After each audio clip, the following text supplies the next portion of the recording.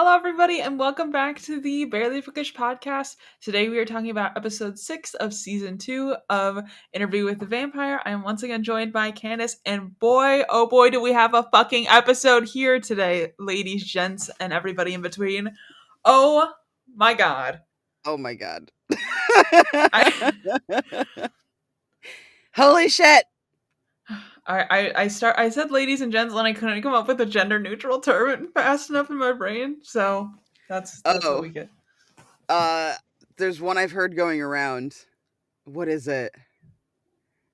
It's guys, gals, and non-binary pals. Oh, okay. That's what I'm using next time. I like that one. Mm-hmm. Yeah. I gotta store that away, because you always think you're gonna come up with something good on the spot, and then you start the progression, and you're like, shit. I didn't come up with anything in time. I also like guys, girls, ladies, and them and gentle thems. Vibe. Oh my god. This episode gave us so much. Start to finish, chokehold. Absolute chokehold.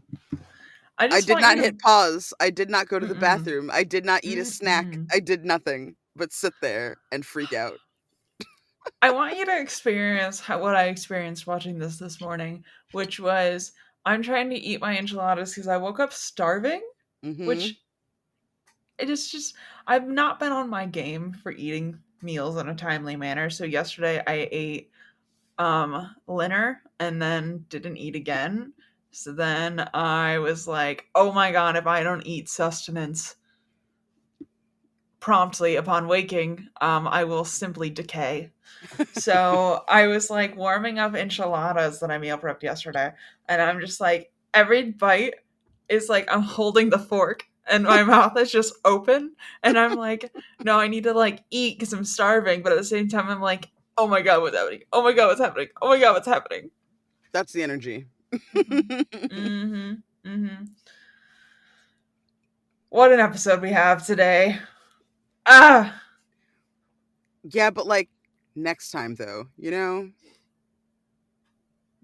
this next episode after this one, I'm like, where do we go from here?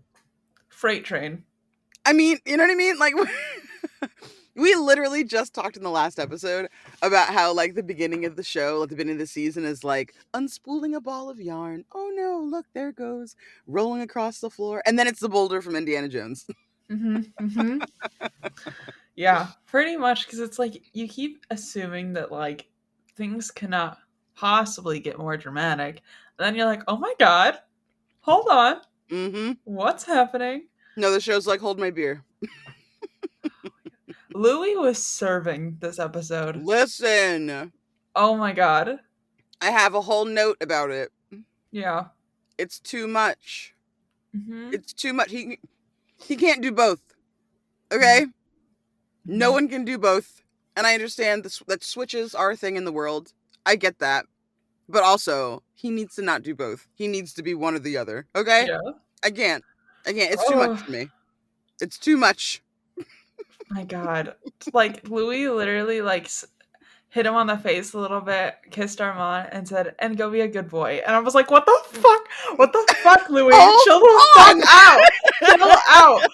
Oh my god. I literally felt like I was like, is anybody watching me watch this right now? Seriously. I'm invading something. Exposed. I feel very exposed in this moment. Screaming. So that's not true. I said I didn't pause. That's not true. I did pause. I paused after that scene, and I paused for a good 5 minutes just to recover. And then I went back in for the next scene. My iPad started dying in the middle of this, and I had to pause, and I screamed, and I sprinted upstairs, grabbed a charger, threw it in my computer, and I was like, and back to the action. Not a second missed. Yeah. The cat's looking at me like a crazy person. I'm like, no judgment here. Okay. You're feral. I'm feral. No judgment. I'm riding the high of, I watched Twisters for the first time last night. Oh, Twisters plural? Twisters? Is there a Twister? Oh my goodness, you are so cute. Yes, that is a sequel to a movie from 1995 called Twister. and it's Mm-hmm. awesome. So you should Mm-hmm. watch it, especially because I'm pretty sure that this movie is a sequel because her dad and mom are the people from the first movie. I think. Oh. I haven't seen this new one. I'm dying to because I Okay. love Twister. Oh my god. The fucking like country boy fucking tornado dude. Mhm. Oh, oh, he's so hot. And Daniel and I are watching, and it's literally like me just being like, Dan, they're in love. And he's like, this is a movie Mhm. about tornadoes. It is, but if you like that, then you really need to see the first one because the Yeah. first one is all about two people in love, but also they're chasing tornadoes. Okay. There's Okay, I'm even gonna an have to watch ex-girlfriend story it. in it. There's I even love an ex drama girlfriend. between like the girlfriend and then the girl he's supposed to be with. It's ridiculous. Oh my god, I'm gonna have to watch it. Okay, I think it's gonna be best that we go through this as chronologically as possible. Agree. So Let's not let's get ahead of ourselves. yeah, let's try and get into it because oh my god. So we get Rashid and Daniel sitting down together at this same restaurant that Daniel frequents, which just kind of makes me laugh because I'm like 99% sure this is just the same restaurant. And I'm assuming because they're in Dubai, I believe, right? Yeah, Dubai. Um, in my mental image, it's like they're in the penthouse suite, and then like the bottom floor is a restaurant, and they just keep going to the same fine dining restaurant that's in their building. So Daniel is just never leaving the building. That is how it feels to me too. Yeah. Like I doubt there's like a car that takes him anywhere. No. I think it's just literally the elevator down, the elevator back up. Can you imagine? Because realistically, he's probably been there for what? Like, you gotta assume this is at least a couple weeks. Mhm. Yeah. Like, I don't think Yeah, I it's feel been a like each month. season is a week. Yeah. Mhm. So it's like he's like living, breathing, sleeping, eating all around them. And he's like, all right, I need to get the fuck away from you guys for a second. And they're like, and you're gonna be escorted by our guard boy right there, Rashid. And you can only go to the restaurant on the bottom floor. Like Daniel is not exploring Dubai at all, not getting a Mm-mm. clear headspace. He's just No, like fully surrounded, fully watched at all times. it is not a vacation. No. No. I will say though, I love the way that they kind of like this. The subtlety in this show is really awesome. I feel like they've brought a lot of art and artfulness to the Mhm. show. In that scene where you first see Rashid sitting with Daniel, like there's a very beautiful and like understated cue to remind you of the place and time. Mhm. Behind him, all the way in the back, you see a man in like Middle Eastern garb, right? In the same Mhm. kind of garb that like princes wear and things like that in Dubai. So you know that it's upper class, you know that it's like exclusive, right? Mhm. Um, and you know that it's COVID, that it must be current day because a man in a business suit wearing a KN95 mask walks over to the table, removes his mask, and then sits down, like in the background Mhm. of the show. And I'm watching it and Okay. I'm just like, why have that there? Oh, to remind me of the time and place. I'm supposed to Yeah. remember that this is present day. Got it, right? Like it was like this Mhm. momentary cue. I don't know why it was such a big deal to me or why it stuck out so much, but it was just so subtle. I was like, wow, okay. And I think that the man that you see entering the scene is Raglan because that's who ends up Mhm. being like right next to him 5 seconds later. Yeah. Raglan again, that Interesting. motherfucker. Like I know he's like quote unquote a good guy, but also are the Mhm. Talamasca good guys? Are they? Yeah. Yeah, Are they? literally. Maybe. I do think it's interesting is like you got to think about it. No TV shows unless they were really reality TV addressed COVID at Mm-hmm. all. And they were not afraid to put themselves in COVID. Like Yeah. they were like it's coming out in 2020 or I think it came out what end of 2020? Mm-hmm. Early The 20. only two shows I've seen tackle COVID like in a real way, like where they talked Mhm. about it, were Superstore and Law and Order SVU. Both of them have like a whole thing about masking and taking off the mask when they come into the scene and hey, oh, do you need a mask? I have one in my pocket, right? They all have like a Yeah. little thing. But all of those felt more like they were trying to kind of tell keep the story moving rather than a story that is specifically set 2020 and beyond, right? Yeah. Because all of them were already shows before COVID, whereas this show Mhm. came about after COVID. Yeah. Yeah. I can't even think of anything that like even addresses it in the way that this does either. Yeah. You know, because like Same. I feel Like like a lot incorporating of them, into the lore. yeah, like I feel like a lot of them just like skirted around with the assumption that like that was some sort of alternative 2020. You know, Mm-hmm. if it was like dated at that time, they're like, Yeah. but we're the 2020 without COVID. You know what I mean? Like, Yeah. Oh, and just like that, the Sex and the City spinoff or whatever, mhm, they try to do it, but even they're like doing a post-COVID thing. Like the mhm, first episode, they talk about lockdown and they talk mhm, about coming out of lockdown and like the whole mask thing. And you see someone with a mask in their hands, but then they mhm, never talk about it again. It's like the one time they talk and then never, ever, ever again. mm, So the fact that this show is diving back into that to remind you of like the time and place in season 2 is mhm. really cool. I thought they were only going to do it in season 1 where we like first get the understanding of why this was such a good time for vampires to flourish and how they're kind of taking Yeah. advantage of the situation. But I love that they come back around with it because like it really helps to ground you in the 3 time periods that we're getting, right? We've got the Mhm. 40s, we've got the 70s, and we've got present. Yeah. And it's nice to define that present because I feel like Anne Rice very purposefully doesn't describe any kind of surroundings or the room that they're in or the type of hotel that they're in the book, right? Mhm. She doesn't really go into where Daniel is meeting Louis, right? They don't really talk about that extensively. So there's not really like a forced hand of time and place there. So I like that they're able to play with that in the show. Yeah, me too. Hmm. And I think it's just so well done Yeah. too. The So I did second that not. he was sitting there with Rashid, I was like, why are you here? Yep. You weren't here the last time. Did you offer to go? And if so, why? Why are you Mhm. here, Rashid? Mhm. Why are you being so nosy? Mhm. I did not have Rashid in the Telemasca on my 2024 bingo Yo! card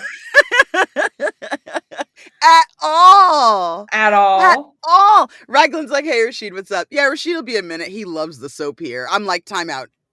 Yeah. What do you mean he loves the soap here? If he loves the soap here, how many people meet in this building? So everybody just knows they live in this building? Does Armand know that Rashid knows that they live in this building? Literally. Who knows what? Like it's Louis and Armand in the penthouse, and then like 3 floors below, it's like Telemasca headquarters. You know Oh what I my mean? god. Oh my god. Like does Louis know? Part of me is like, is Armand working with them and this is all just a Yeah. trap? Because Raglan definitely says, "Oh, you should be more worried about the other one." When he's like saying when Daniel's Mhm. trying to talk about how he's worried about Armand, he says you Yep. should be way more worried about the other one. He's more dangerous. And I was like, "Okay, time out. You talking about Louis or are you talking about Mhm. Lestat? Which Mhm. other one is more dangerous that Daniel should be worried about?" And in my head, not gonna lie, knowing that they sent him the eavesdrop files because Raglan confirms in the same conversation that they weren't actually stalking Daniel. They weren't involved in his business. They were watching those two, right? Mhm. It had nothing, like Daniel just happened to be there, right? They were watching Louis and Armand. They just also got Daniel on tape because he was involved with them. So when he says that, I'm like sitting there like, so then they must know like this story already. They must know the history, right? Like Lestat's not Mhm. small. If you go into the Théâtre de Vampire, right? If you go there, you can find his painting hanging there. I mean, unless of course there was a huge fire and then that destroyed literally everything. But Mhm. part of me is like, even then, there was Talamasca back then, right? Had Yeah. to have been, right? This is an ancient, these are ancient beings and this is an ancient organization as well, right? Talamasca is not like, oh, we were formed 10 years ago, right? They're not brand Mhm. new. They've been around monster hunting and monster watching for a while. So it's like, what am I watching right now? What am I I seeing know. right now? What is going on right now? And then Daniel being like, "Can you protect me?" And they're like, "No, you're the one that decided to interview the vampire." And I'm like, "Oh, okay." I looks mean, looks him dead in the face and is like, we're not really good at keeping our operatives alive. I'm like, Jesus literally, Christ. literally, I'm like, bro. Bro. Like, I mean, at least they admit to it, I guess. I mean, it's good that they tell you what to expect, but also I'm looking at Rashid like, are your days numbered? Rashid's days have got to be numbered because the second that Armand or Louis figure out that he's Telemasca, like death. Toast. Toast. Like But that's a revenge plot. how have they not figured it out? Like, can you Yeah. imagine the training that they must put their operatives through, their agents? Mm-hmm. Because you have to close your mind, but not close your mind. You have to present false information in your brain if you want to be able to be around Armand. He's going to be able to read your mind. Yeah. He's going to know your intentions. So they must have the most like intensive training sessions to try and get people to like manufacture like or either manufacture memories that they don't really have or manufacture all of their memories except for like give up all their memories to whoever is trying to rifle through your brain except a shield around the Talamasca information, right? Because like I mean unless Armand is in on it, Yeah. unless this is a deal, is this a trap? I Oh my don't gosh. know. I don't Maybe it's a know. trap to try. Oh God. Okay. Anyway, I don't want to get ahead of myself. When we get to Yeah. the end of talking about this episode, I'll tell you what my hypothesis is. Okay. I my whole thing is like me personally, I would not want to be part of the Talamasca. Like I think I don't want to be part of bougie stalking. You know what I mean? Like I But just bougie stalking is so much better than the regular kind, Rachel. I mean, I guess I'm like, what are you guys getting paid? You know what I mean? Like, You get oh stock no. options. You get a Yeah. Oh free no, I have cruise. to go to Dubai and just watch two like vampires fight over decor. Whatever am I to do? Yeah, poor me. Me taking notes. Louis said that we couldn't paint the walls green because the green is color of Lestat's eyes, and he will not be reminded. Oh my God. Yeah, Don't so write down the history of the vampires, okay? and the Talmasca is like, oh, that's crazy. Anyways, I typed it up though. So after this awkward or lunch experience, where they meet with the Talamasca, we find out Rashid's part of the Talamasca. We get flipped to Armand and Louis passive aggressively fighting over the art on the wall. And Louis like, oh, I guess we could go pull out those other famous photographers because for some reason they're in my photography portfolio. And I guess we Now, have the prints anyways. So may as well just hang them up and do something with them because, don't want to keep passing them off as my own. Or maybe I will oh because they're going to be on the wall. Like, he's so petty. It's my so God. funny. Oh my God. Every second I'm just like, okay, listen. I want you to move on from this scene really bad because I'm really uncomfortable, but Hmm. also I'm loving it. So don't. Yeah. And then after we get Armand and Louis being petty to each other over this wall, we flip back to Daniel and the Talamasca. And the guy from the Talamasca, which you remember his name, but I do not. Raglan. Raglan Raglan. James. Okay, thank you. Yeah, Raglan's like, do you want to get published? We could get you published because any publisher you try and go to with this is gonna like give you money and then not publish it because Armand is not going to let this get published. But if you go through us and you ask some specific questions and work them into your interview, we'll get you published. And I'm like, oh, interesting. He has so many other books though. Yeah, I'm like, is it really worth it? They can't even keep you safe, man. literally. Like, if you promise me my life, okay. Yeah, I don't know. I I feel like now that Daniel knows that his journalism was a directive, Hmm. how do you move on from that as an artist? Like as a creative? Yeah, Someone comes to you and tells you the only reason that you were ever good at your job is because someone hypnotized you fucking 50 years ago, right? yeah. 45 years ago. What do you do with that? I don't know. How do you go on? I'd be like, I have enough money. Yeah, I'd be like, you know what? I'm gonna go I'm be gonna a write monk in some the books of woods. poetry now and call it a Yeah. day. Yeah, I'd be like, all right, me and my failed marriages are gonna go and just like it would flash to me hermiting in the woods for Hmm. sure. Part of me is like, do you need to write this book, Daniel, because of the alimony? Is that why you need this job? Yeah. Yeah, maybe. Got it. Got it. Okay. Okay. Maybe publish the book then. Yeah.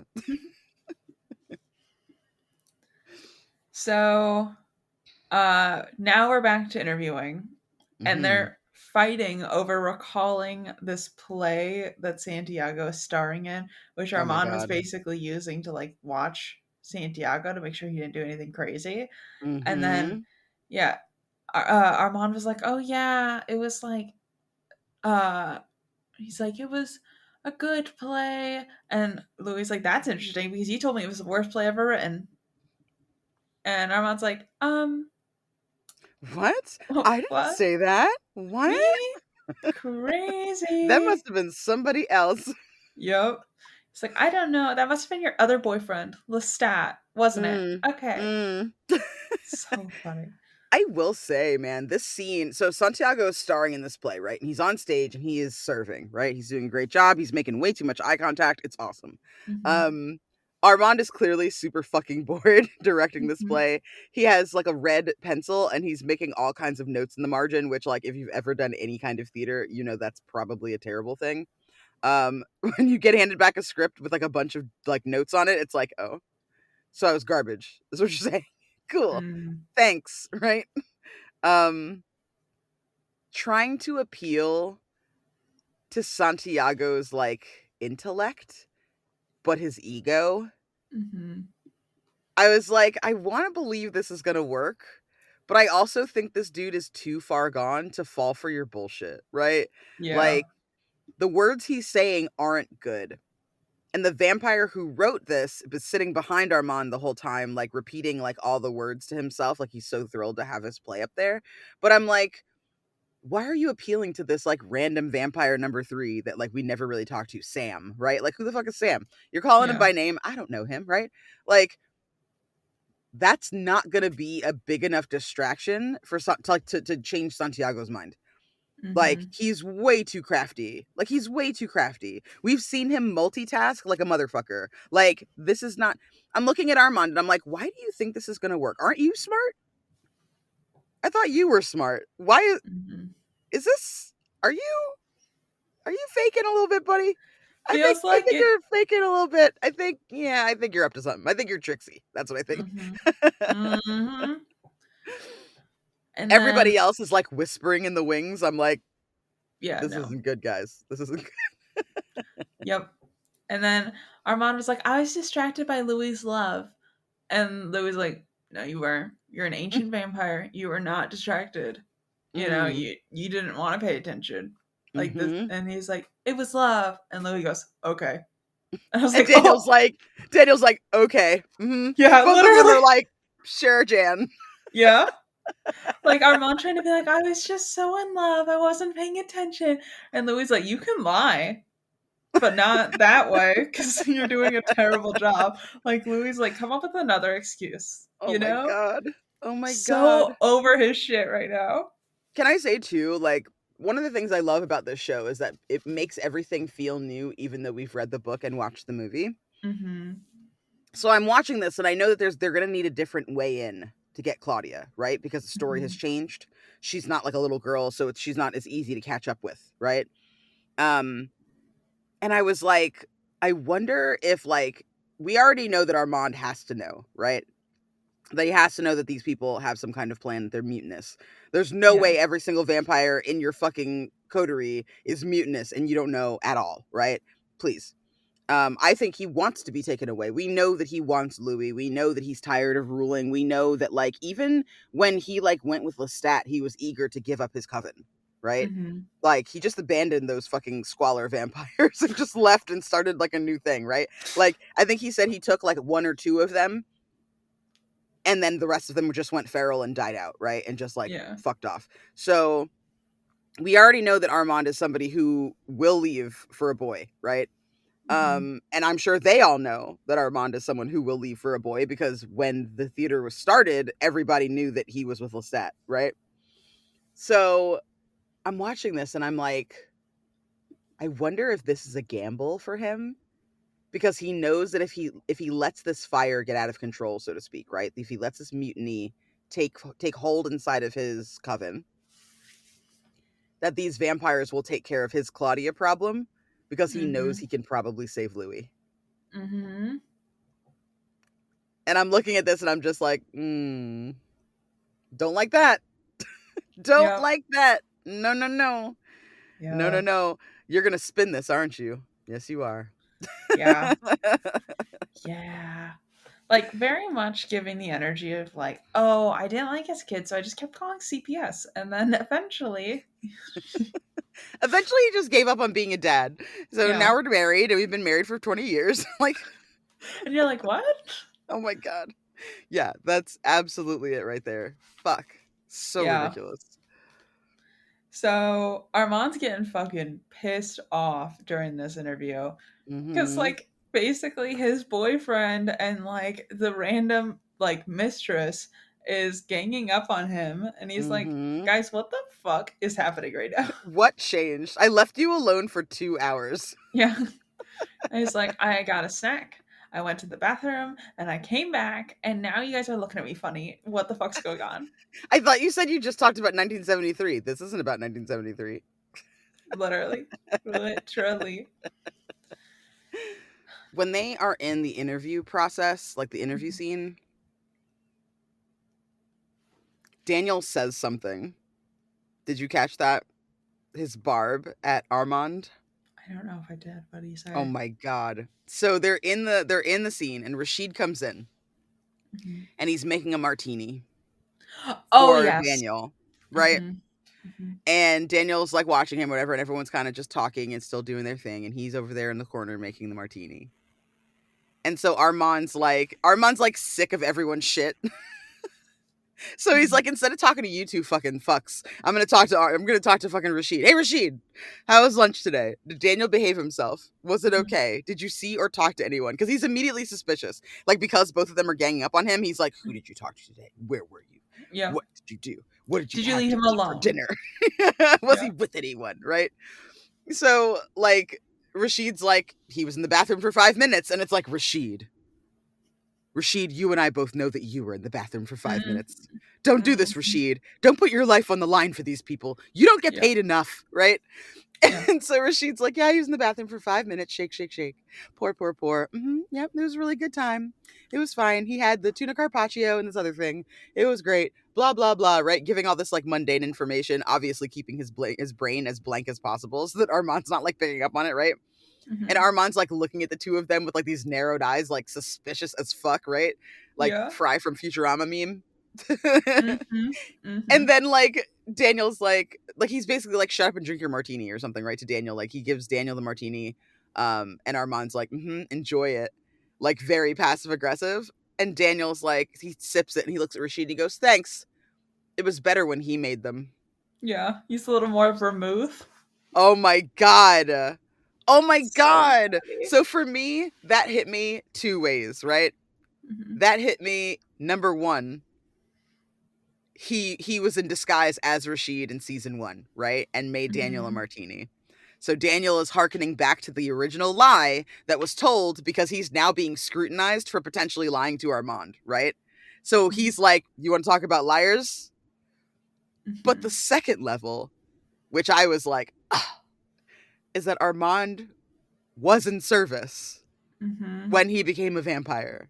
And it wasn't a good kind of service, but you know that he was like a cupbearer and a drink pourer and a lover, right? Like a potentially unwilling lover, right? So like him, I feel like Daniel saying that, like it hits like a know your place on the back end of the I see you, right? It's I see you, know your place, right? Like that's the double. And I'm looking at Daniel and I'm like, your days are numbered, man. Literally. Your days are numbered. You're skating on thin ice. You're over here talking about book deals. You're not even gonna be allowed to publish the damn thing. Like, holy shit, you are, man. Like, I really enjoy the social dynamic that they write in, how Mhm. Daniel, like, the more comfortable he gets with these vampires and the more comfortable he gets with the reality of his past, that he was there to absolutely be on his knees for Louis, right? And was like ready to go, was like ready to fuck.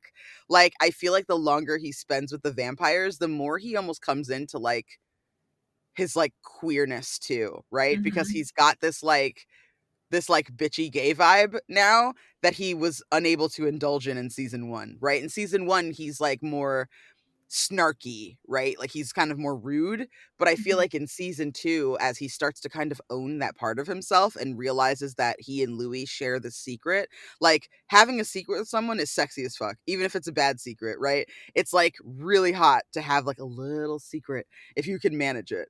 Mhm. And I feel like that's the energy that I'm getting from Daniel, is that Daniel's like, okay, so like Louis wasn't really against me. He lost his patience. He wasn't a saint. He wasn't perfect, but like he lost his patience with me, right? Mhm. He wasn't a coiled snake waiting in the darkness, right? Which is what Yeah. Armand is. Like Louis was very open, and Mhm. even in biting him, like it's not like there was no warning. He got angry, he bared his fangs. Daniel was like, "What are you gonna do?" And Louis was like, "Bam!" Right? Like, Yeah. like even then there was like more conversation than what Armand would ever give. So I don't know. Like it was such an intriguing scene to me to like hear him say your service was better, essentially, to this like Yeah. ancient vampire who used to be in slavery and servitude. I'm like, and it's not lost on Armand. The camera pans to Armand, and like Pissed. this is one of those times where I wish there was like another cut of this show that was like The Office, where they like zoom in on people's reactions, right? Or they Yeah. like cut to somebody that's like they're all like the two of them are bickering, and they like cut to Lestat somewhere in like the Bahamas going, huh, is someone talking about me? You know, like I wish Literally. there was a silly cut of the show because it would be so fucking funny. If we could get a mockumentary style, like Please. Into the It's all I Shadows or want. What We Do in the Shadows. Yes, that's all I want. Please. Give me 300 and what is it? 360-day Christmas. Mhm. Mhm. Oh my god. Just I perfect. the show's so good, but I Mm. also am like one thing I love about this specifically is like the energy that like vampire equals gay. And then Yeah, like Anne Rice is like no straight vampire ever has existed ever. Like and it's no. so funny to me because I just like I love that like this is like the only movie really that I've probably seen in a long time where it's like you thought no gay. Mm, mhm, It's mhm, so mhm. funny. Like we do that with Claudia too. It's like mother nanny no gay. Yay. Love Yeah, it.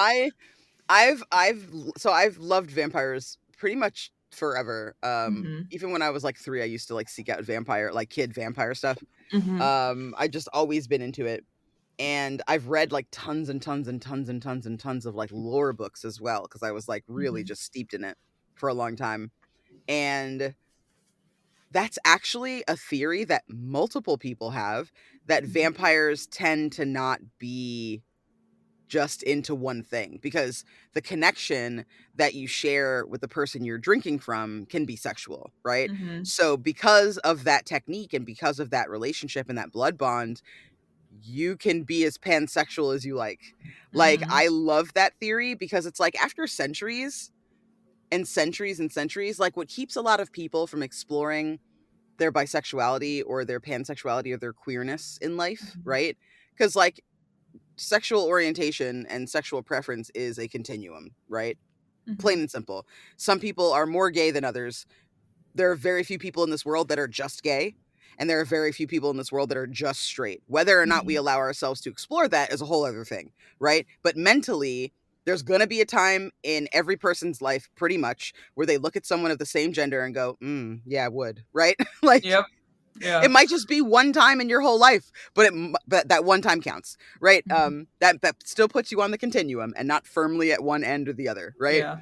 So like I love the idea that like the older you get, the less social norms matter to you Mhm. and factor into your life. And so eventually you're like, yeah, no, okay. I can do whatever I want. I can say whatever I want. I can be with whoever I want. Why Mhm. wouldn't I do that, right? How Lestat is a bisexual icon, right? How Lestat Yeah. likes ladies, gentlemen, and everyone in between. Louis was kind of gay before he was a Mhm. vampire and kind of in the closet. So like I understand and I respect that probably for Louis he's just into guys.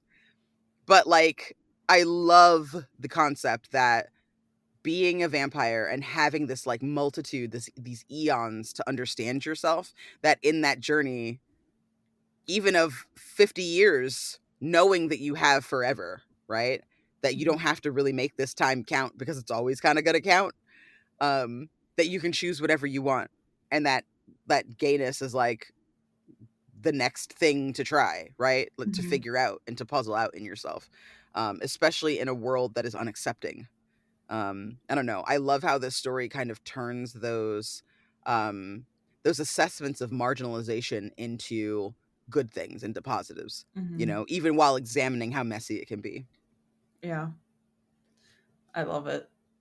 I'm So having good, such a great time. so good. I never want it to end. So then we get Madeline getting attacked and Hmm. almost raped, which I was like, oh, and these are the people that keep drawing the swastika on her.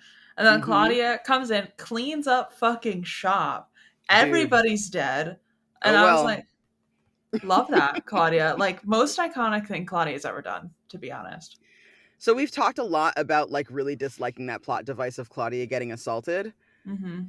Now I see why they chose to do that, because she's Yeah. older, so they have to find a way to make Madeline someone that she can honestly be an immortal beloved with, like who can be her immortal beloved. So I'm like, okay, well, how are they going to find their way in? I always thought that it was just going to be a mother figure again, right? Like Mm-hmm. that's what I thought. But when we met Madeline and she was young, I was like, okay, so gay then. Yep. Good. No notes. Yes. Again, No no notes. notes. um I feel like this scene didn't really undo the stress of Claudia being assaulted for me. Mm-hmm. I still felt some type of way about it. Yeah. Um but it did soften it a little bit. Mm-hmm. You know what I'm saying? It didn't really change it other than to soften it a little bit, right? It softens the blow because you recognize that the reason that Claudia is so drawn to Madeline in that scene, and the reason that Madeline is drawn to Claudia, is because Claudia comes out to her, right? And tells her, like, hey, so I know what it's like to have someone try to take your power, kind of thing, right? Like, she kind of, like, reveals herself in more ways than one in that Mm-hmm. scene where she goes to Madeline, and Madeline sees her face covered in blood, sees her hunched over a corpse. Like, it's monstrous when she sees her. Mm-hmm. And she's like, hey, turn off the lights, and then cleans the whole apartment for her while the lights are off so she doesn't have to be scared. And I'm looking at Madeline and I'm like, what kind of person are you? Yeah. Like, really? What kind of person are you? Like, is this a mistake? Mm-hmm. In the book, there's no mistake, right? In the book, it's a good idea. Like, it could Mm-hmm. have worked out. It could have been fine, right? In the book. But here, I'm like, I don't know. This lady, I mean, she's attracted to what she believes is a child. So, like, she knows that she's not a child by the time she gets attracted to her. I will say that, because I don't think that she's attracted to her when she makes her the dress. well, I don't know because he was like rifling through her memories and he's like, oh, he sees her in like this like stunning light. And I'm like, that doesn't happen in like 2 days. But I mean, I That's guess true. maybe. I don't Oh, but know. they did say they'd been in this city for 2 years and she hadn't changed. Her face hadn't changed, but she'd gotten older. Oh, So I true. wonder if she thinks, if when she meets Claudia, she thinks she's like 15, 16, and then she meets her again, it's 2 years later, maybe she's like, "Oh, she's 18." But either way, correct. You're Yeah. right, right? It's a little iffy, right? Hmm. It's a little, Um, and then on top of that, she talks about, I don't mean to skip ahead. Um, she talks about like being attracted to perceived power, right? Perceived power Hmm. is what she talks about a little later. And I'm like, I wrote down, I am not qualified to speak on this. But going back to the theory that vampires began as horrifying and gross anti-Semitism, partly, not everywhere, because people all over the world had vampire mythology, right? Mhm. It's one of those collective human subconscious things where like every culture in the world has a vampire. Even ones that did not have Jewish people in their culture until far later, right? So I know it's not always anti-Semitism, but we can't pretend that it's never anti-Semitism, right? Because it is. Mhm. Um, Even the new Nosferatu, I think, is getting some very early kind of pushback and criticism because there's some stereotypes that Eggers chooses not to kind of fight or question that are Mm. holdovers from the original Nosferatu movie. Um, so recognizing that some vampire lore was anti-Semitic, right, in nature, it is a choice to have a black vampire as the stand-in, right? Still a marginalized person, right? As a Mhm. stand-in for somebody who has a swastika painted on the outside of her dress shop, right? Mhm. So I'm like, am I supposed to say she's clean now because she chose I guess basically a stand-in? If you view this through the lens of vampires are problematic because anti-Semitism, that's not a great message, right? That's not the Mhm. best. It's like she was with a German soldier and now she's with a stand-in for like vampirism, basically, right? Mhm. Um, and I was like, I really want to know if one of these writers is Jewish, and you can't find that information out. I tried. I looked up all three writers. It does not say what their backgrounds are. It gives a picture. You can't tell from a picture, right? Mhm. So, like, I tried seeing if there was an IMDb maybe that I could look at or something, right? Nothing. So I was kind of distraught to not be able to research this because I really want to know, was this intentional? Because I feel like bringing in the swastika and bringing in like the Holocaust and stuff, I like and Nazis, like I feel like, again, time and place, so it makes sense, right? I'm not saying it's gratuitous to have that, but the fact that like she is the person that people are excoriating, right? Mhm. Um for her behavior and for her actions, and she feels bad about it. Like she admits that she feels bad about that, right? So that makes me wonder, like, did she really know? If she feels like she's been a monster before, or if she's been monstrous or whatever. Because she looks at Claudia and she's just like, I know more about this than you think, kind of thing, right? Like she's not Mhm. surprised when Claudia like looks at her. Like she's not scared. She doesn't flinch. She just kind of takes it in. And Yeah. in my head, I'm like, something wrong with that girl. Yeah, a little bit, Something wrong with but her. I I don't know. know. I don't know. Yeah, They're I gonna feel they're gonna condemn her so bad. Like it's not even like she accidentally finds out. Like she's just straight up like, "Hi, I drink blood. I'm a vampire." And the girl's like, "Good." Madeline's like, "That's hot." Anyways, Into it. yeah, Are you dangerous? I love dangerous kinds of love. I hope they explore Madeline a little bit more the rest of this season because I Me do too. think some red flags for sure. For Red, sure. red, red, red. Yeah, not even pink. We're going with like No, this is a reds bright, across the board. yeah, red neon sign pointing at like, oh god, maybe don't, you know? And Armand's like, I am not gonna change her for other reasons. No. And Louis like, what? Oh my god. Oh, and then frickin' Claudia and Madeline flirting and Louis walking in and he's like, why is the frickin' human in my coffin right now? Like, what the Yep. hell is going on? Oh my god. She's like, yeah, so I just wanted to tell you I have a new girlfriend. She knows that I'm a vampire. I'm sorry, but I'm also not sorry. Can you fix this for me? I think you and I both know you've been pulling away. We already had that one fight a couple episodes ago. So, in order to like not have that fight, especially in front of our guest, I'm gonna need you to do me a favor. I'm like, bold. Yeah. Bold, honey. This is giving Don't very hold back, much Claudia. like when you're trying to have a sleepover and you're like, they won't say no if you ask. Yeah. Dad, please. Yeah. First of all, don't talk to my friend. Second of all, make my friend a vampire. Third of all, Mhm. see number one. Yeah, literally. And then this quote made me laugh so hard. Claudia's like, a weird white lady I met by happenstance. A weird white lady. I was like, legit. Yeah, straight up. So then you know Yeah. something wrong with her. Okay, good, good. All I'm just right, all making right. sure you know that what I know. It's very much giving like when someone has like their first girlfriend, you know?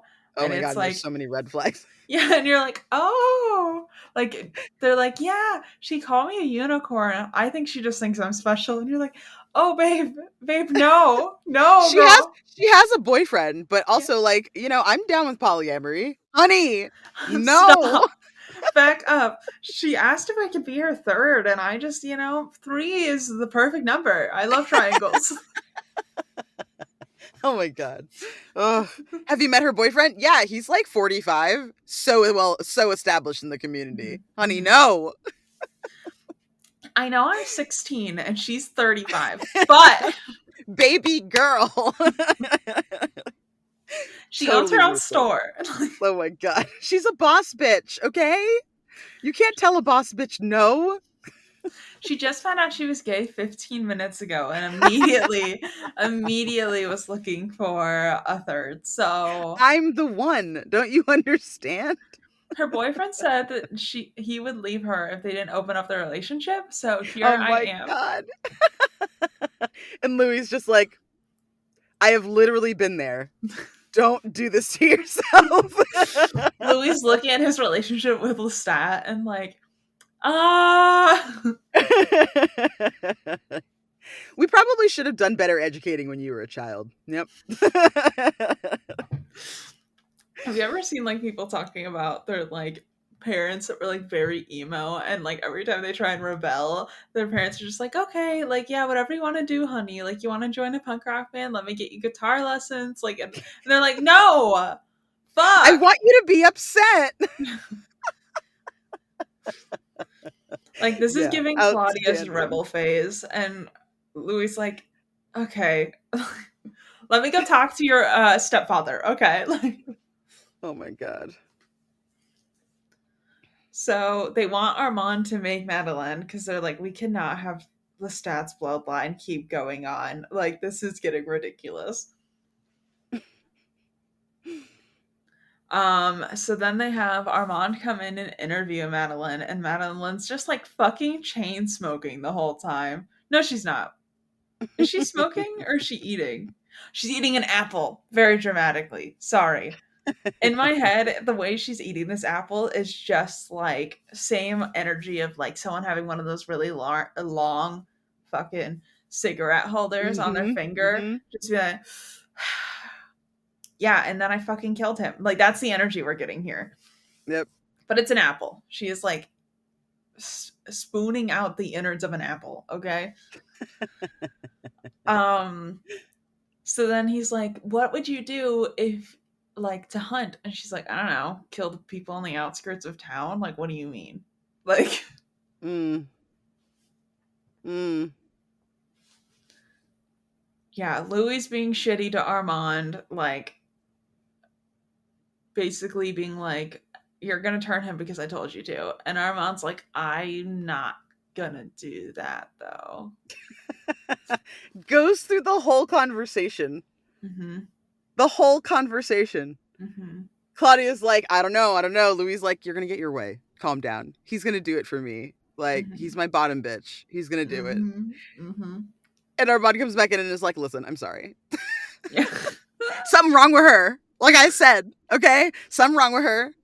I asked her, I said, listen, what are you gonna do when you turn into a monster? And she's like, I'm already a monster. You're gonna be turning me into something I already am. And I'm like, Mm-hmm. I'm sorry, what? Mm-hmm. I'm sorry, okay? What? Was it? What? Do you want to repeat? I didn't hear. You said you're already a monster. Why are you mad that people put a swastika on your shop then? Yeah. I don't understand. So if you went into this situation willingly, in my mind, I'm like, okay, are they trying to actually posit that she feels bad, right? That she Mm-hmm. feels remorse and feels monstrous because of what she did, right? Cool. But even then, right? Mm-hmm. I don't know. I don't Mm-hmm. know. But Armand wasn't having it. And Louis looks at him like, "Are you serious?" Armand's like, "Yeah, bitch, I'm serious." And I was like, "Uh-oh." Yep. Dads are fighting. Okay. Madeline's like, "I thought you guys were more organized than this. When I said I wanted to join your vampire organization, I thought you guys were going to have like an onboarding and like a welcome wagon, and this is not very welcoming, I have to say. I don't feel welcomed." Literally. Literally. And then we find out Armand has never turned a single vampire ever. Dude. Yep. Armand's like, "I just, I'm a delicate man. I'm a delicate boy, and I don't do that kind of thing. I don't get my hands dirty." Louis like, "All of those people in your coven." He's like, "I take in foundlings. What? I'm a savior, Louis. I save people." I'm like, "Oh no, not one of these. No, Mm-hmm. no. Mm-hmm. You're that, but I'm nice. How could I be abusive? I'm so nice." That's Armand. Yep. He's very much giving. He's like, people just like don't want a good guy anymore. Like Yep, fedora, yep, neckbeard. yep. But 1940s version with way Mm-hmm. better clothes, right? And Mm-hmm. Louis like, "I just want to let you know I'm gonna do it." Like Yeah. days later, right? It's been days. Armand's like, "I'm gonna think on it." Louis like, "Good, think on it." And Armand's just like, "Mom, I Yeah. don't want to do it. I'm not doing it. No, I won't do it." Louis like, "How can I butter you up? What do I Mm-hmm. have to trade in? Mm-hmm. How much do you want? Okay, what do you want me to pay you? Do you want me to pay you in sexual favors? What Yeah. do you want? What's your bargain you're driving here?" Our Louis with this freaking like coupon sex book, like Literally, throwing literally, it down. "I'm here to cash in."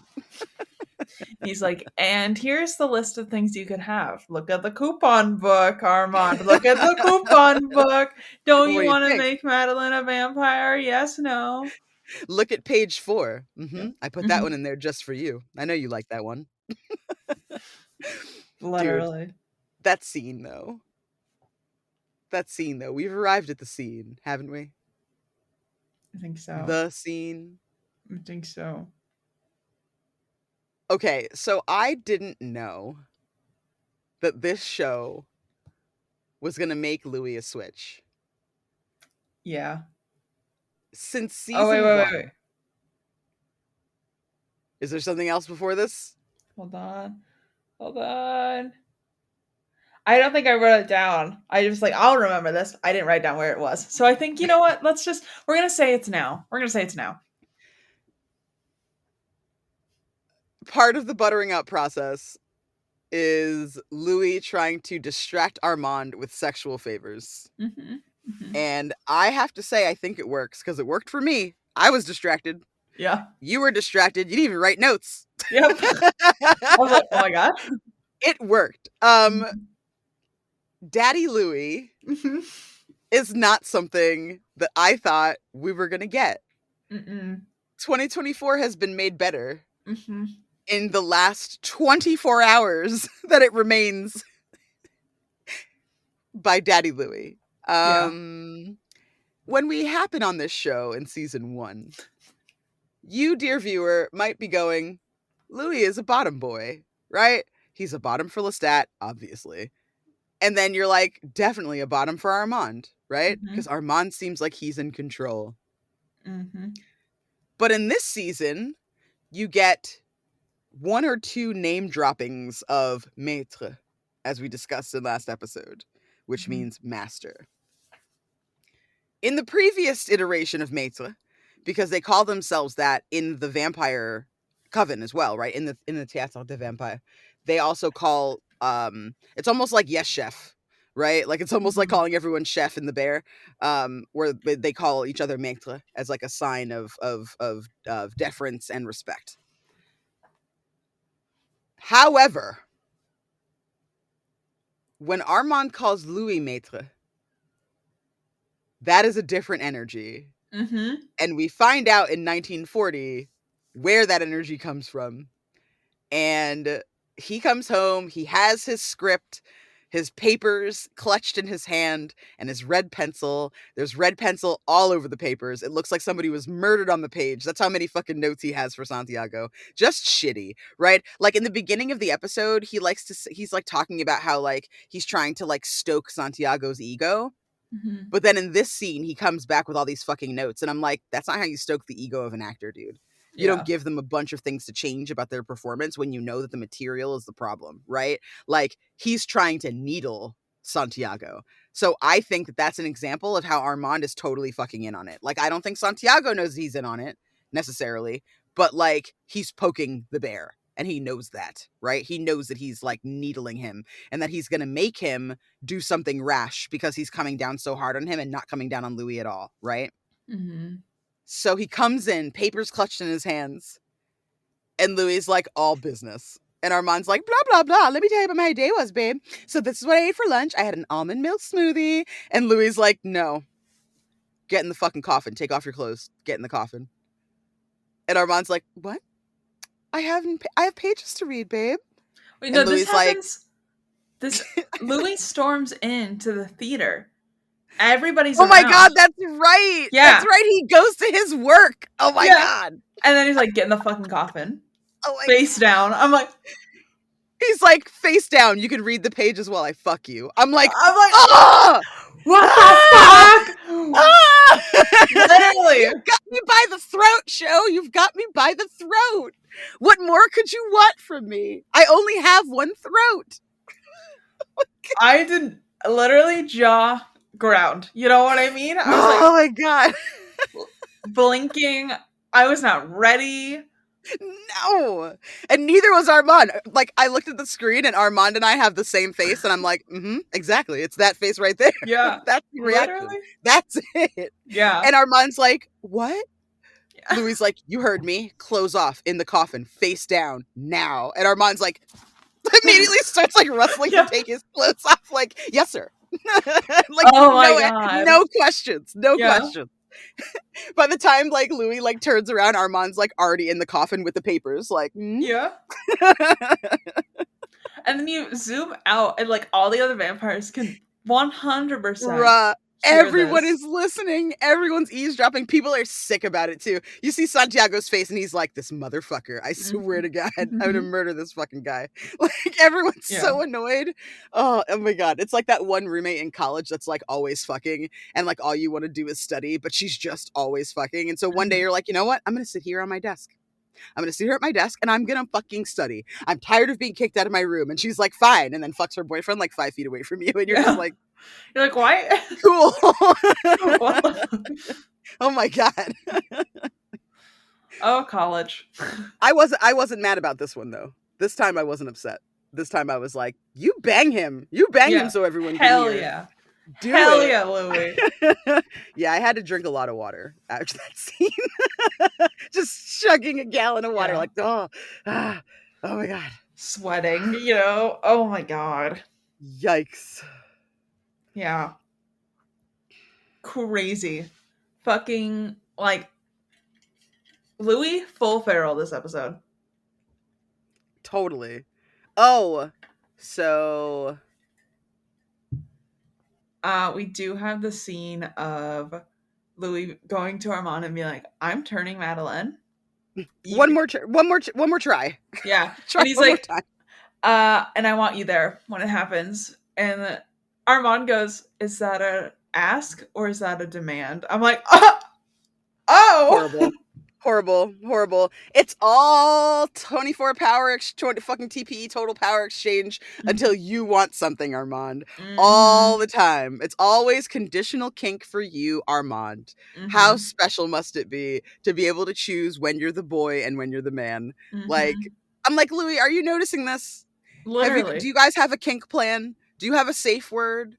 Do you guys do stars and wishes after? You need to talk about this, man. You're losing control of your bottom, dude. You need to fucking snap him back into place. He's asking you some stupid questions right now. You better take control. I mean, it's all fine to be a brat when you're going to be a brat, you know? But, like, what the fuck is that? You know? Listen, right? And then, like, he, like, gets Armand into the room with Claudia and with Madeleine and is like... Listen, I just want her off my hands, and she'll go away if you turn Madeline. So think about how free I'll be for you and how much Mhm. more time I'll have if you turn her into a vampire. And I'm like, Yeah. damn. Obviously, he probably doesn't mean it, but also, what if he does? That's rude as Yeah. fuck. What's going Yeah. on here? Why are they having this fight? I will say that, like, I think that they didn't do as much as they could have to show us the lengths of exhaustion that Claudia has gone through with Louis. And I Mhm. think that's because this is episodic Yeah. in nature of the show, because like to keep that up is to almost make, because Louis is obviously supposed to be our protagonist, right?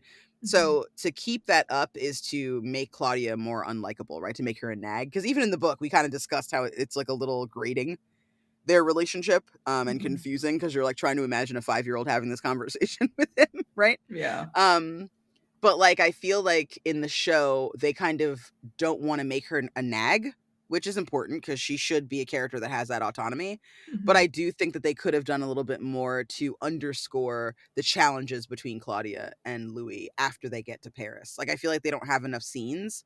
There's, like, the one scene that we discussed last time of her blowing up and throwing the papers all over the house, right? And, like, smashing stuff, but I feel like they don't really go any further than that, whereas in the movie, they really explore Claudia's, like Louis's misery and Claudia's get over it. Like, we're in a whole new city now. Like, can you stop? Like, you're so boring to be around, right? Like, they really drive that home.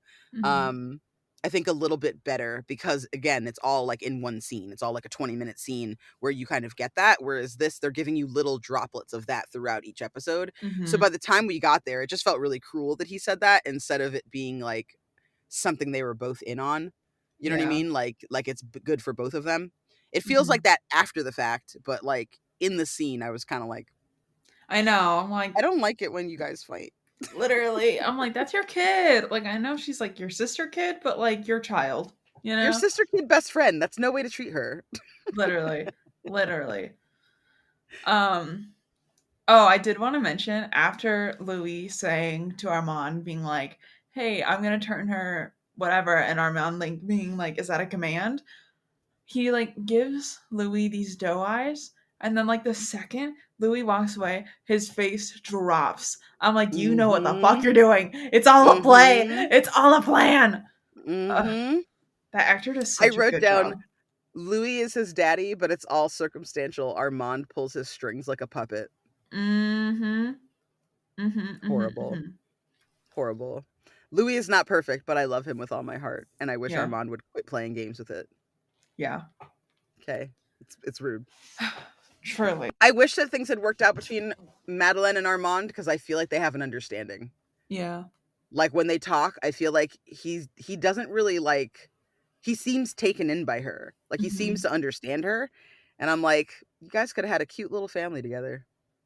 Yeah. You guys When could they have go been an out to adorable dinner. gay couple that goes, oh my God. Ah, so cute. It's like family dinner, and he's like interviewing his daughter's new girlfriend, you know? It's precious, man. He's like, "Are you good And enough for like, my daughter?" Like, so cute. dude, like when Claudia is talking to Louis too, like as like they're having that interview in the room and Claudia is like outside talking to Louis. Louis is like he's going to say yeah and he's like smoking a cigarette or whatever and he's like all dominant. Mhm. And I'm like looking at him and I'm like he's different. And Claudia goes you're different. And I'm like aha. Mhm. Mhm. I love that in shows and movies where I'm like and then the character on screen goes that always makes me Yeah. feel very gratified. Um she can like she can see that he's different and she knows that he's different and she's like I Mhm. don't know what's different about you. What did you give up? Like she's trying to figure out like why he changed. She's like no one changes just to change. Everyone has to give something up to Mhm. change. What is it, right? And in Yeah. that moment I went fuck. So Lestat was like keeping him a little crazy, right? Like the presence of Lestat in his mind was driving him crazy, but also the presence of Lestat was keeping him himself, Yeah. right? It was keeping him on an even keel. It was keeping him safe to a Mhm. certain degree, even though he was unsafe for himself and to a lesser extent Claudia. Like it was kind of keeping him safe. He was just a basket case, right? Yeah. But this new version is like some other shit. This new version's gonna fly off the handle, right? This new version isn't really gonna care about consequences or rules or actions. And Claudia is Mhm. looking at him like, don't like that. Yeah. I don't think I Yeah. like that.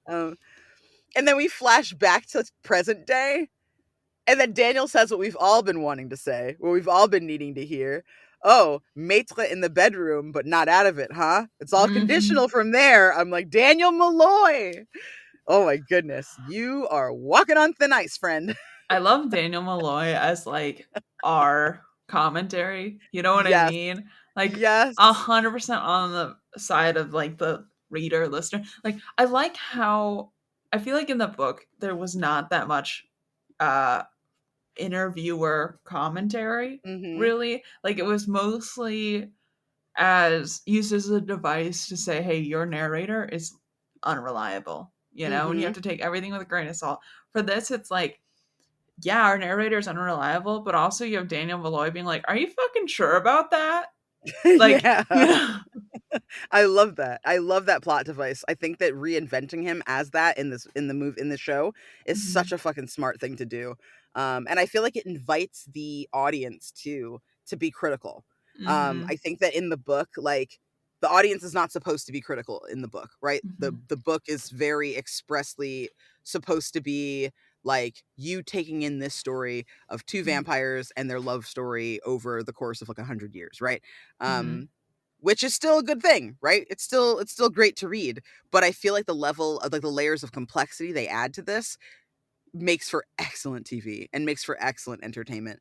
yeah, Even down to so Daniel's like fucking reading them to filth, right? And the camera pulls back and pans around to to Louis and Armand sitting there mhm, and their body language. Oh my god, they're both sitting in the dining room chairs, right? mhm, And both their knees are pointing in the opposite direction. Fucking Armand's knees are pointing to the left as he sits in the left chair, and Louis are pointing to the right as he's sitting in the right chair. And both of mhm, them have their arms crossed, and they're facing away from each other. Their shoulders are turned, like they are mhm. both like peak fuck you in that Yeah, moment, right? Peak fuck off. I'm not talking to you. You're saying a bunch of shit that doesn't make any sense, and you fucking know it. Yeah, you're right, Daniel. I am macelet in the bedroom only. You see it too, right, girl? Like so you pissed see off, you see so how he petty. treats me? You see how he treats me? Like that was the vibe. Oh my god. Like the levels of drama that are both passive and like in the foreground of the show are just intoxicating. Oh, so I love good. I love them together so much though. Anytime there's a scene of Louis and fucking Armand walking around Paris together, I'm just like drooling. I'm just like, ah, you guys are so beautiful. Love I it. love you guys so much. You're so gorgeous. Ah. Literally. Literally. We also find out though that it's Madeline's sister that died in this one, which is not Mhm. something I'm upset about, to Me be either. honest. I'm like, okay, cool. Mhm. And then Louis like, is Claudia a replacement for your sister? And Madeline's like, I fucking hated my sister actually. She was dumb as fuck. Yeah, I'm like, all right, heard Madeline. Like, Heard and understood. Thanks for the yeah, confirmation. And then of course we get that beautiful shot. So like it's creepy because Claudia she thought Claudia was young until fairly recently. But like the shot that they show of Claudia in the sunshine is really beautiful. Like mm-hmm, obviously we see, the actor in full lighting and everything, but it's always candlelight or it's always like studio type light, right? Like a spotlight or mm-hmm, something. It's never in natural lighting. So being able to see I can't remember her last name, but her name's Delaney. Being able to see the actor kind of twirling in that like natural light. Like she looks beautiful and radiant. She's glimmering and glowing, right? Like you mm-hmm. realize that there's genuine love and genuine care there. And that's something that really made me happy because going into that scene, it felt rushed. And I was like, I don't like this. Like I'm Yeah, feeling weird. Is this girl gonna do something weird to Claudia? I don't trust this white lady. Um mm-hmm, Also, I'd like to draw attention. So remember when we talked about the book and we were like, there's a lot of Claudia that seems real Lestat. mm-hmm, Seems real Lestat. So mm-hmm. in this show, Lestat falls for that ginger lady, Yes, yeah. right? That Forgot about Claudia's her. like, this bitch has got to go, right?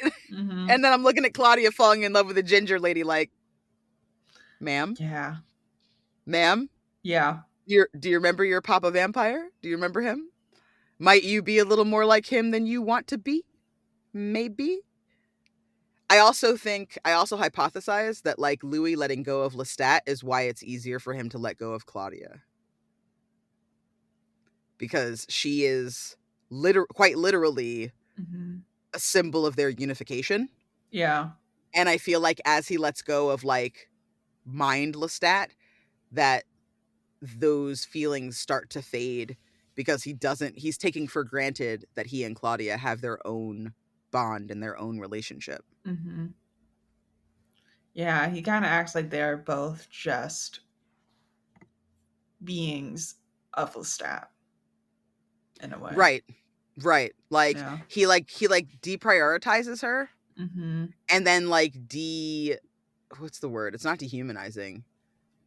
He minimizes her Mm-hmm. in his heart so that Yeah. he can be with Armand. And I'm just like, this person is not doing enough work for you, like, to make you do this right now. Like, Claudia has put up with your bullshit this whole time, and you know you've been serving bullshit. Like, you can't even fucking argue that you've been serving her some mad bullshit. So what's up, man? You know, like it feels so bad. Like it feels Yeah. bad, and it's very bittersweet, very sad. Like I love that they have the dinner. Like I love that they come back to talk about things, right? Like Louis goes to Armand and they're sitting together in like the quiet hours, right? Like Armand comes back after Madeline is made and there's blood all over the house and it's a mess. And Armand's like, what the fuck happened here? And Louis like, they left. They're gone. You're not going to worry about them. They're out of the city. And Armand's like, yeah, are you sure? And he's like, yeah, I can feel her. I can feel her. He's like, I thought that I was going to miss Claudia. And I thought that I was going to have this like ache in my heart for her.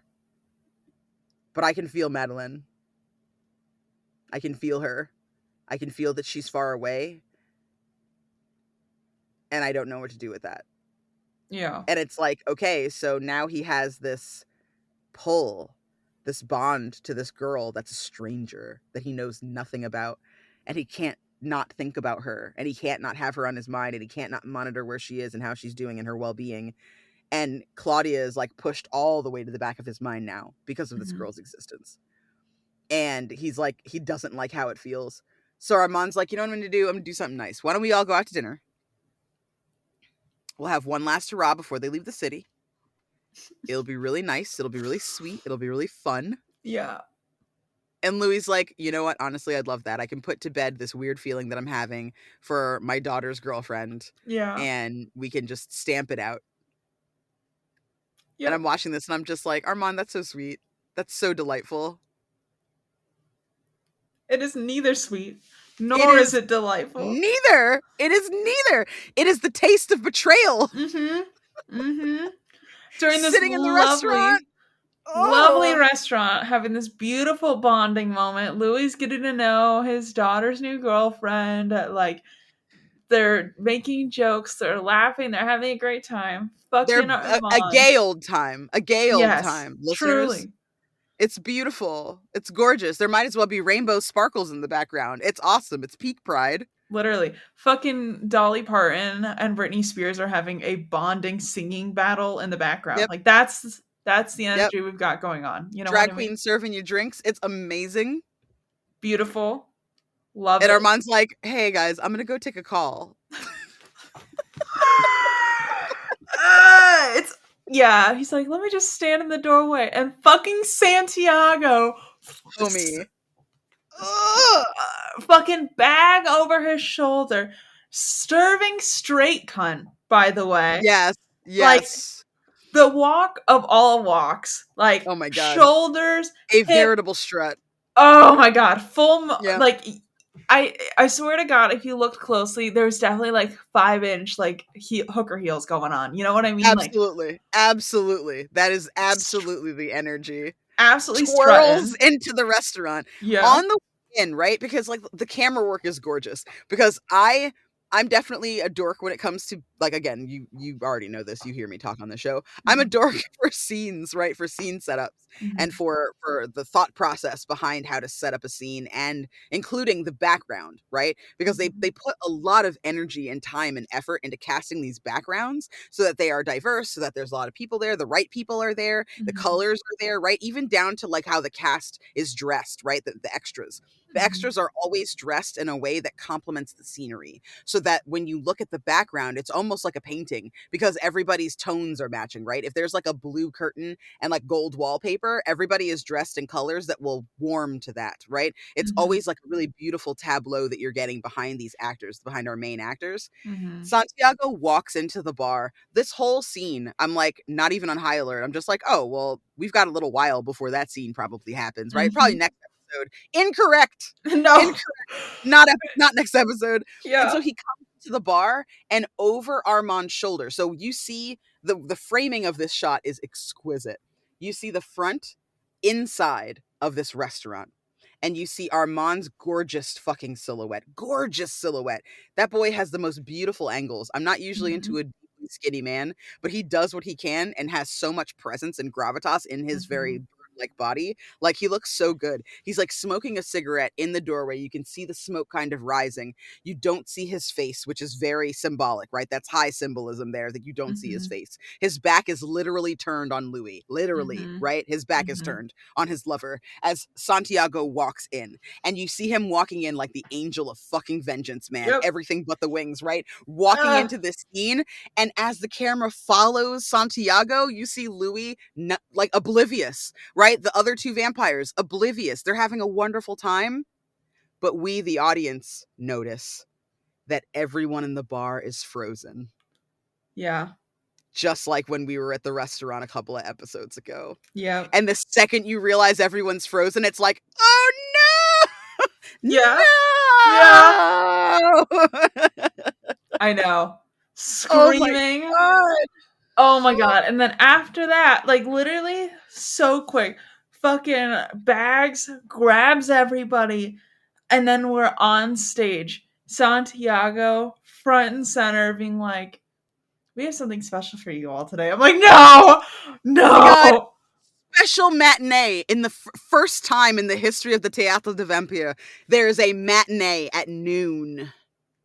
At noon, a matinee. And Mm-hmm. I'm like, fuck. Okay, so, because I was wondering, I was like, how are they gonna get Claudia and Madeleine in a cage to be burned alive, right? Because that Mm-hmm. has to be the way that it happens. The fact that they're about to turn that shit into a play for people to watch Mm-hmm. is diabolical. Mm-hmm. Diabolical, like to say the least. Like, holy shit. Yeah. Holy shit. Yeah. Dude, I can't handle this show. I can't handle it. I I can't know. handle it. I can't handle it. We have 3 more episodes left and I'm just like, someone buy me a coffin because you're going to Yeah. roll me in that bitch when we're done. Like I will be done. I will be spent. As much as I'm like, I need season 3, man. I'm also like, you know what? It's going to take me at least 6 months of sleep in coffin with 17,000 blood bags Mm-hmm. to come back to life after this betrayal and deceit. Yeah. So maybe wait on season 3. I might need a break. I might need a pause because this is putting me. This has me in my feelings. I'm in my feelings right now. Mm-hmm. Everyone on stage is all beat up. Their faces are all jacked and shit. Like Mm-hmm. it's rough. And I'm looking at the human audience like, you guys really think this is just special effects makeup? Yeah, no Really? fucking way. Really? You don't think these people were actually beat up, guys? You guys didn't have latex and silicone back then, okay? No. You had ketchup and paint. Let's be honest. And the other thing too, I think we forgot to mention is that Armand told Louis that he chose him over the coven. And Louis like, oh, Mhm. that's sad. Like you had to leave your coven. They were talking about the fact that he left the coven at dinner. And Mhm. Claudia's like, that must have been such a hard choice for you. And then boom, boom, boom, like fucking they're on stage, like, oh my god. And then he's like, and I would like to welcome our special guest, fucking Lestat de Leoncourt. And I'm like, and Bruh, we flash to Lestat looking at a makeup mirror, fucking someone over his shoulder being like, Mr. de Leoncourt, you are gonna need to be on in like 15 minutes. And he's like, okay, I'm just finishing up. Putting fucking dude, makeup on. I'm like, dude, no, dude, I no, can't. I can't. no. I And can't. then his power walk over the fucking like alleyway moment. I think it might have been a preview for the next episode. I think it was supposed to end right when he's doing makeup.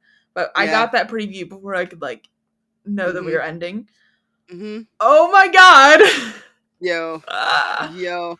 So I'm like, okay, now that we know that Lestat's going to be there, because in the book, they do infer that Lestat was there, right?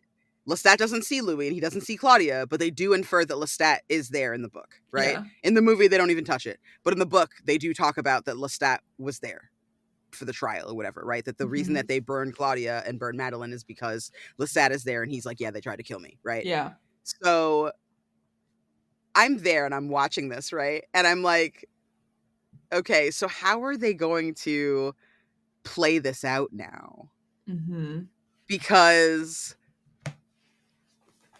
if Lestat is there and he speaks out about both of them, we know Louis doesn't get burned alive. So is Lestat going to speak up on behalf of Louis and then Armand's going to fuck him over?